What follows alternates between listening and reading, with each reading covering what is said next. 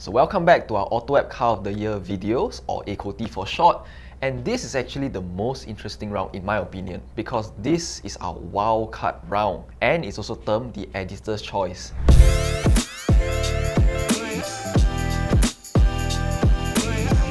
So the main difference between this and the other categories, for example, is that the winner might not necessarily be a winner from a previous round 1 category. It can literally be any car that we've tested this year. So interestingly, the 4 of us could not decide on a single car that we like, and we ended up having 4 different cars. I don't know, maybe due to personality. But don't say age, Hey, no, never, because age is not a factor in this. I mean, we never know. Sorry. Curiosity. Don't worry, man. Yeah.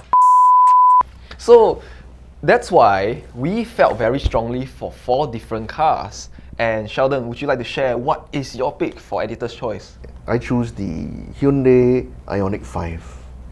It's not every day that we have a car that's made in Singapore. In fact, we haven't had one since 1978.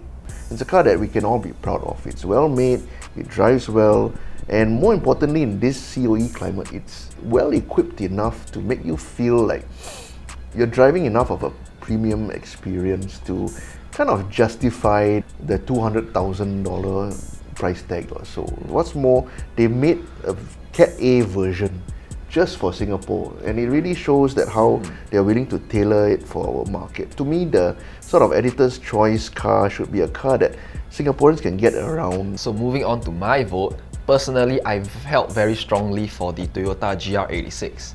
Now, unlike the practical functionality points that Sheldon has mentioned, the GR86 does not have practicality or functionality. But why I chose it is because, to me, it represents the quintessential essence of a sports car. Pure manual gearbox, lightness, a fun engine up front, the FA24, and the car just feels so much better than its predecessor, which is the Toyota GD86. And for that reason, I felt that it really deserves a spot in the editor's choice because, let's be honest, in our day and age, no sane person would buy that car as a daily car. But what you get out of that car is so special that you really cannot replace it with anything else on the roads today. I think sports cars are hard to come by, especially entry-level sports cars that maybe we can aspire to. Exactly. And cars like these are very important to inspire the passion of motoring and the emotional thing. So, I mean, kudos to Toyota for still continuing to launch a true blue Japanese sports car that doesn't break the bank.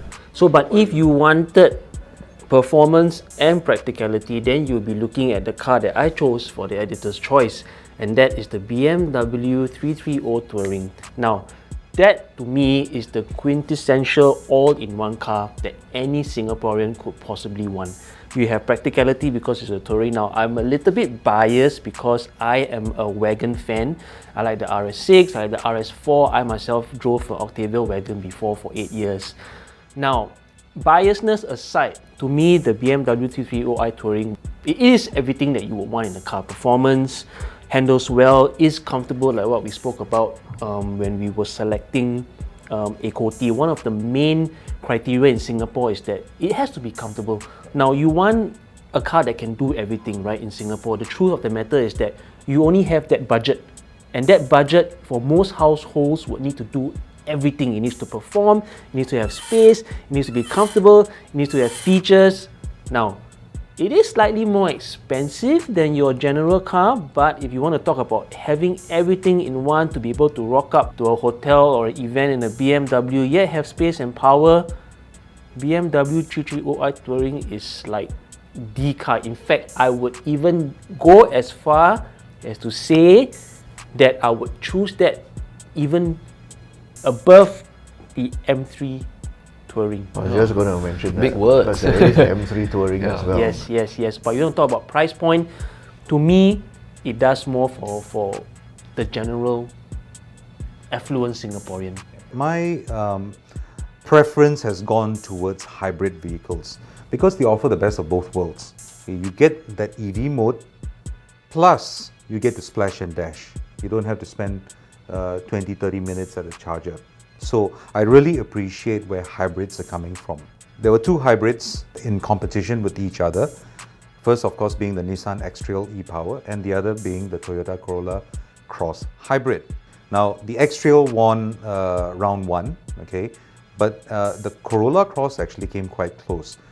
Although it didn't win, I felt very strongly that it needed recognition because on one of my test routes called the Tour de Singapore, it put in a fuel economy of 27 kilometers per liter, Oh, that's nuts, man. which is actually the worst consumption I get on my bike. Usually it's about 30 on my bike. And this guy is coming dangerously close to what my motorcycle can do. And I was amazed. Yeah. It shocked me. The Corolla Cross is very well appointed. In fact, it's a car. It's an SUV I really didn't want to like at all, because it takes the Corolla name and slaps it onto a SUV.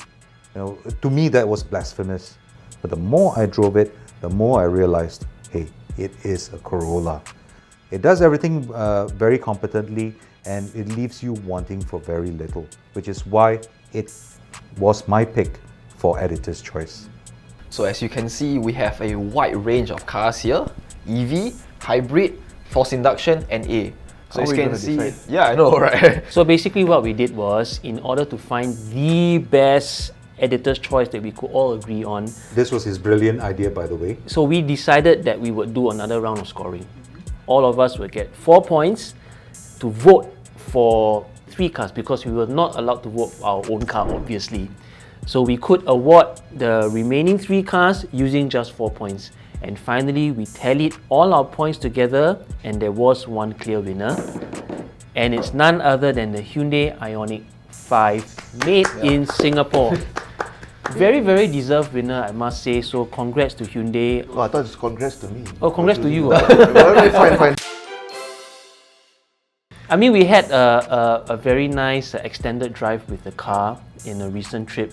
You can read that in our articles and the videos as well. And I must say, it's a very well-deserved winner. It is a fantastic, fantastic car.